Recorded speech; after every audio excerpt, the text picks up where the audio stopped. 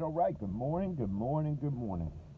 I figure while I'm waiting for my buddy at the train station, I wanted to talk about something I read the other day. It's probably last night I passed through this. The TJ Watt draft class. And the Dallas Cowboys.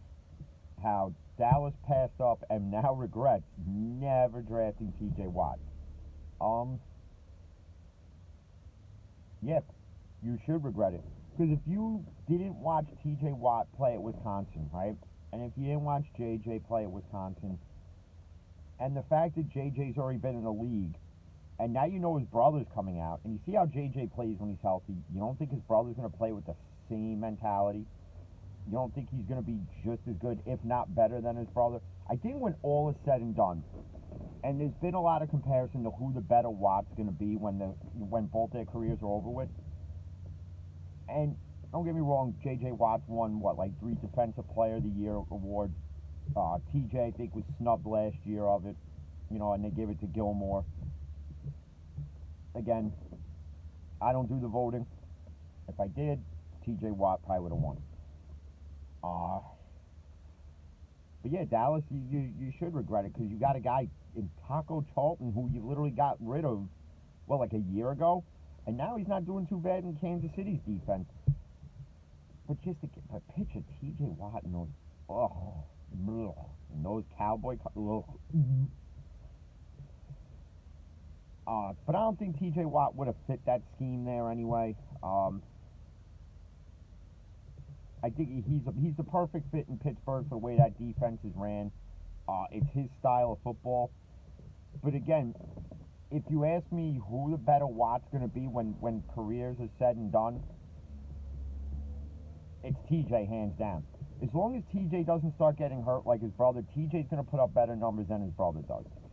The only thing that hurts JJ, in my opinion, now again, this is what I think, and don't get me wrong. You could say, well, you're only saying TJ because you're a Steeler fan. No, I'm saying it because when you're going to look at the numbers after they both retire, okay, you're going to look at all the numbers, and TJ's are going to be better because as long as TJ stays healthy and he doesn't miss an exorbitant amount of games like his brother has, TJ's numbers are gonna be just as good, if not better, than JJ's.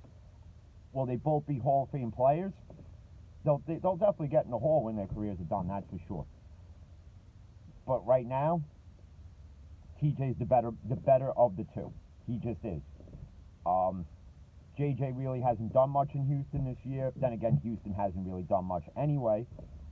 And TJ, of course, is on an undefeated Steeler team. Him with Bud Dupree and Tuitt, they each have six and a half sacks each this year. Steelers lead the league in sacks. Houston leads the league in absolutely nothing. And TJ's just putting on a Defensive Player of the Year type season, like he always does.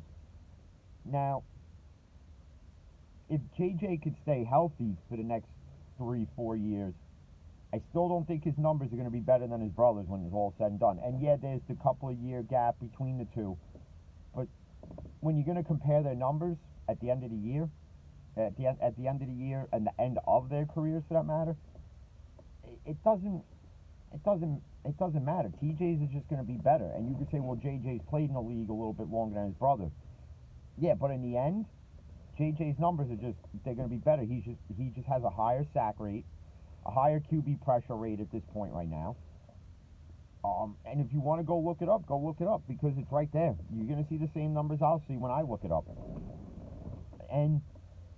And again, everybody could say, well, you speak highly of all Steeler players. Well, then apparently you haven't watched the video where I utterly destroy Terrell Edmunds because listen, I'm critical of every player on my team. I will tell you when they're doing good, and I will tell you when they're playing like utter trash. In Edmunds right now, I'm sorry, at the end of the year, I think the Steelers gotta move on from it. It's just not working out. I get the kid practices hard, but week in and week out, he manages to blow 3 to 4 friggin' huge plays that almost burn us in the end. And if he does it again against Dallas this week, I'm sorry, you gotta yank him out of the game and move people around to fill in that safety slot. Um, we went and got Sean Davis back. Now, I'm not saying for the life of me that Sean Davis is better than Terrell Edmonds, because Sean Davis utterly used to piss me off too when he was first here. But put him in a safety spot and let's see if something improves maybe. Because again, Edmonds can't even put a tablecloth on a table and cover that at this point right now. I don't know what it is. There's times where he'll make a stellar play, and there's times where it's just like, what were you doing? Like where were you? Like, you know, did you misread the route? Did you what'd you do? Like, it's hardly insane how many times somebody's left wide open and it's Edmonds' guy to cover. It's just. I just can't. He's either got to step it up the rest of the year or be seen the door. It's got to be one way or the other here at this point. Especially with this team being built to win now. Roethlisberger's not getting any younger. We all know that. And he's one of the few quarterbacks who surprised me for all his injuries. Has missed, I think, a total of like 38 games his whole career. Especially in a position where all you do is get hurt and all you do is get hit. 38 games is not bad for like a 15-year career. That's not bad at all.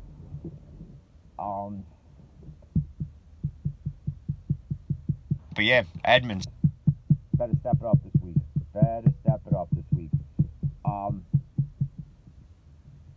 This is the game, and I've said it in other videos, and this is the game. I think Highsmith breaks it out. That offensive line is not going to protect this quarterback, whoever it is, whether it's Cooper Rush or that Garrett Gilbert, whatever his name is. Doesn't matter.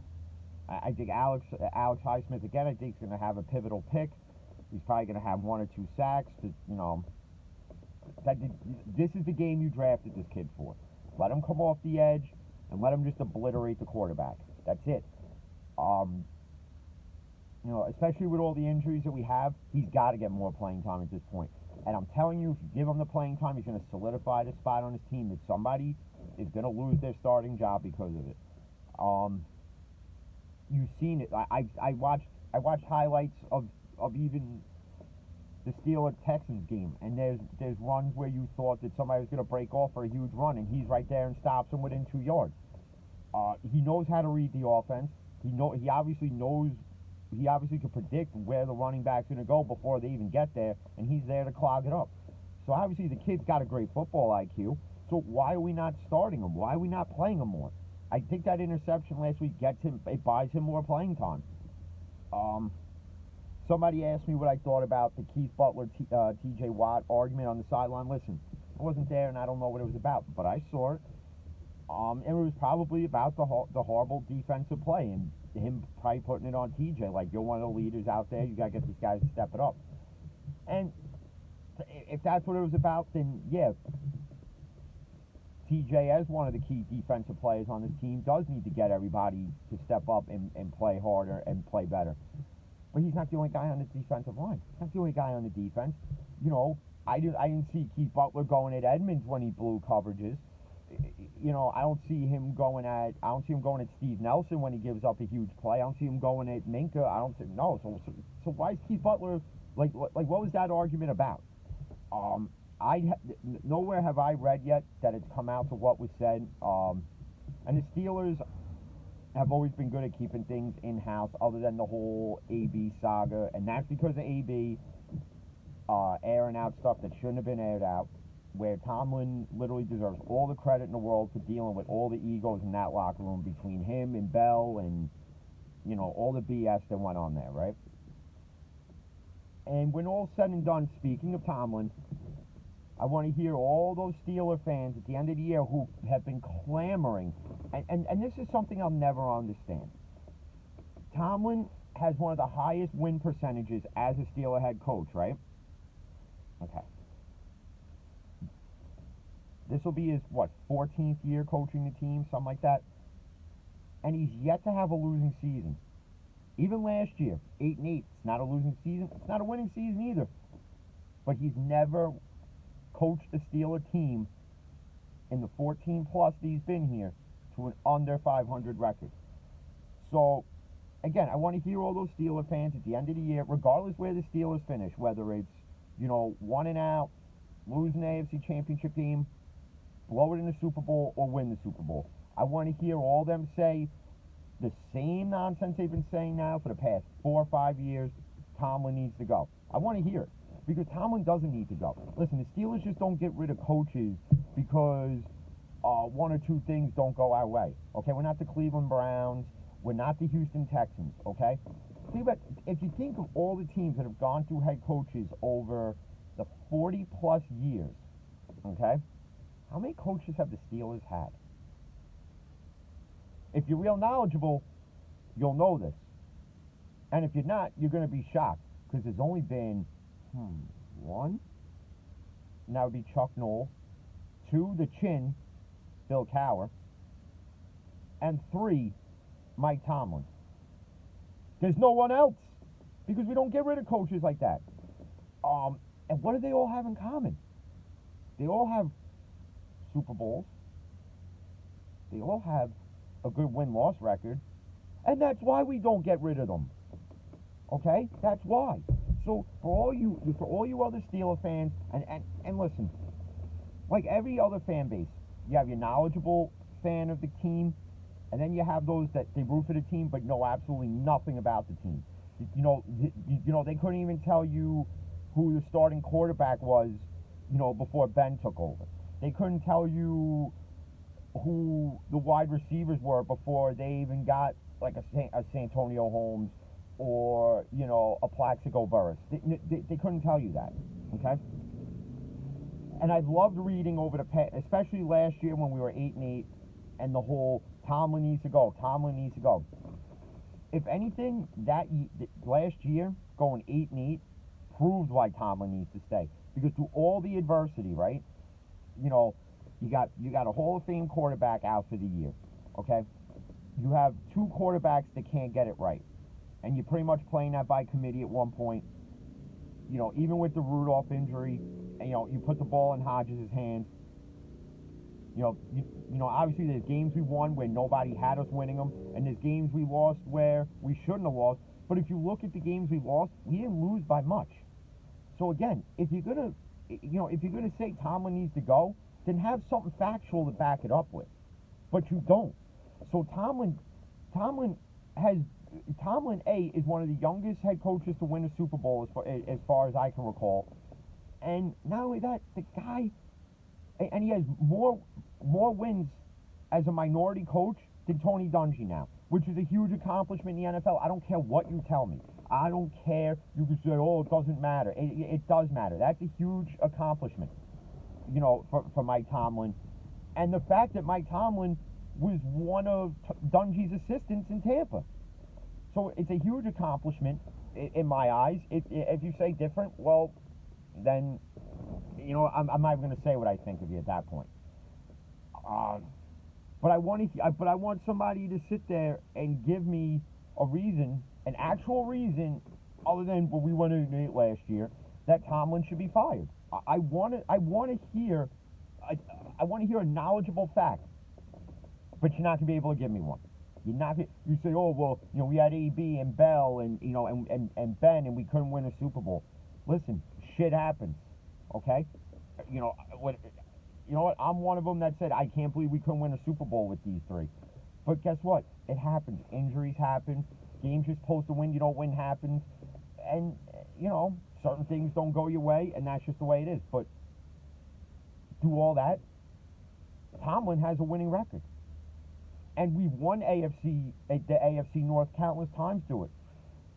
So to say Tomlin needs to go, and I would love somebody to debate me on. I would love it because I would love to just prove you wrong, whether it's face to face or however at this point. Because I'm so tired of hearing Tomlin needs to go. I could understand if we had an 0-16 season last year or won 2 games and you wanted to say, listen, you're the Rooneys and you're Kevin Colbert. Listen, we went 2-16. I think we're going to go another way. It's been a good run, but like everything, all good things got to come to an end, right?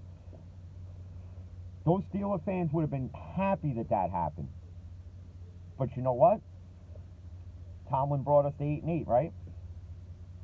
I'll take that, especially when you don't have Ben, and then fans bitching and moaning about Juju and, oh, he's not putting up the numbers he's supposed to be putting up, and, oh, he's not winning me my fantasy game.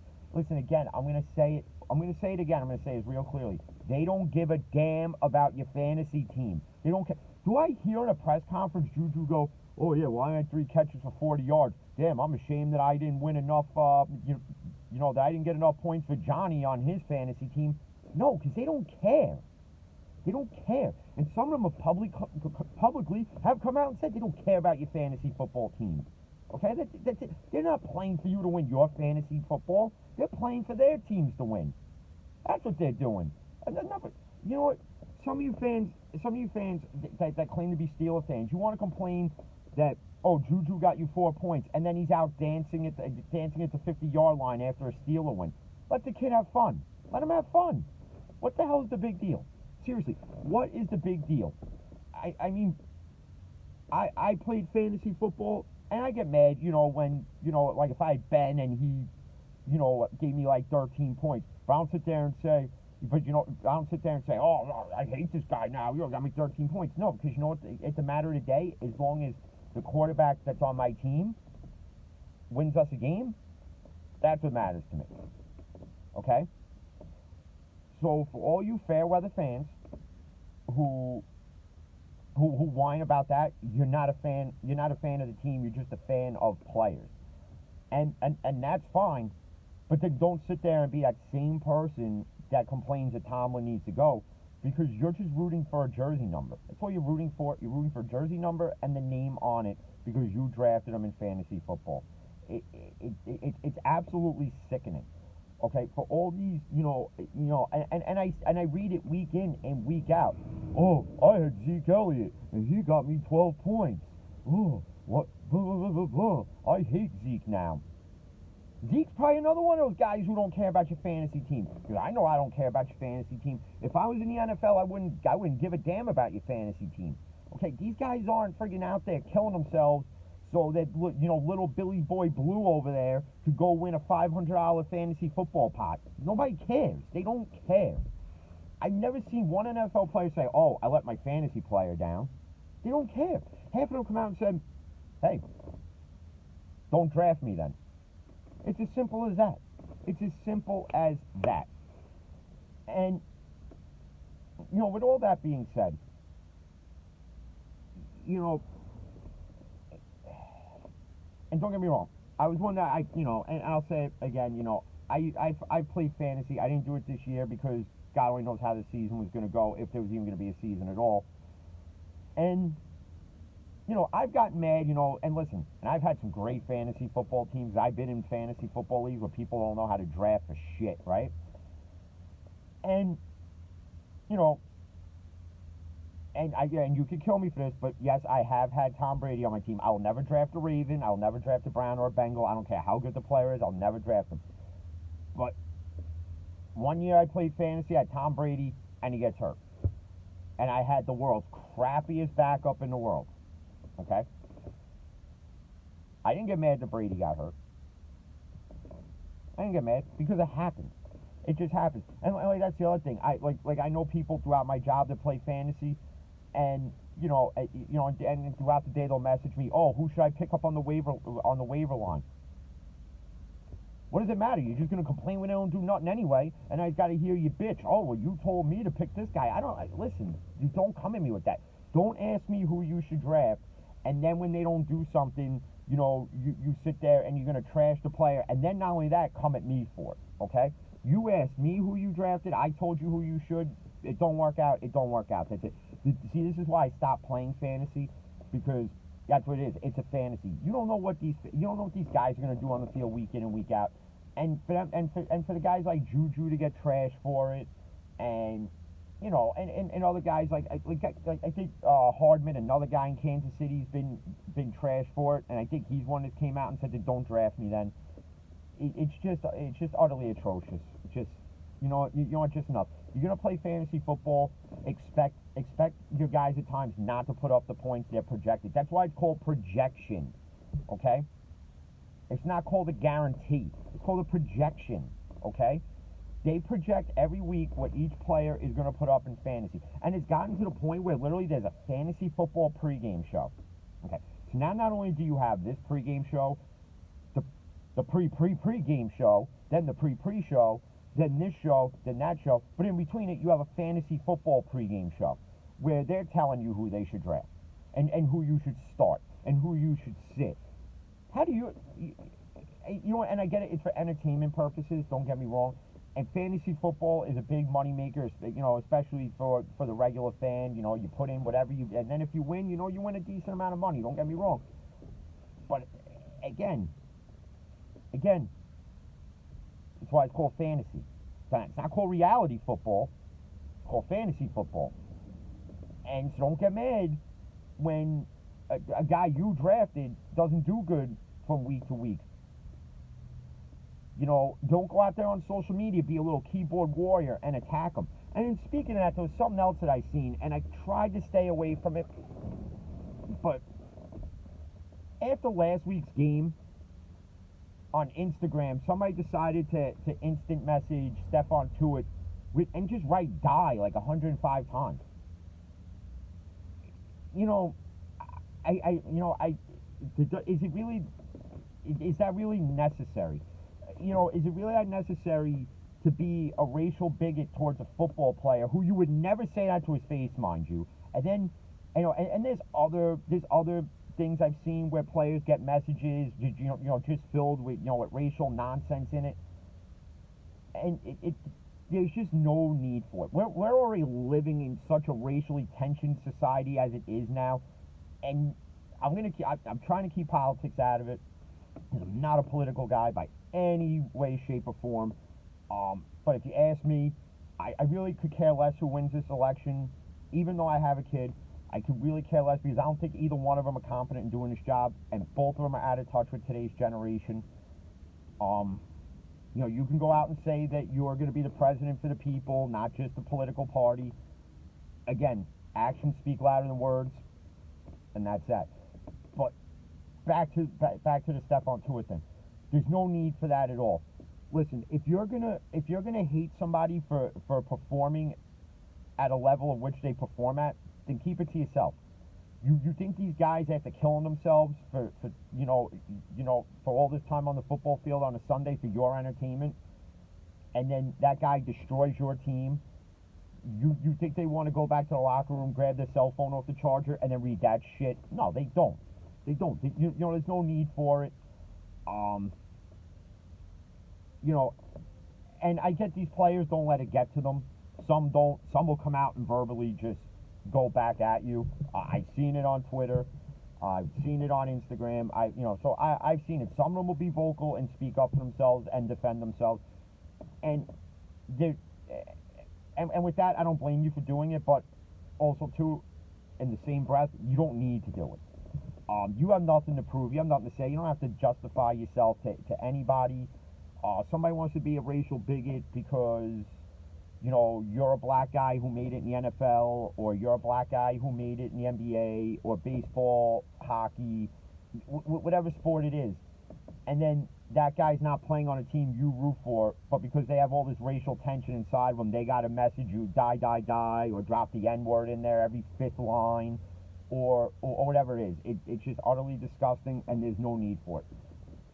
Listen, if you hate the guy that much, keep it to your damn self.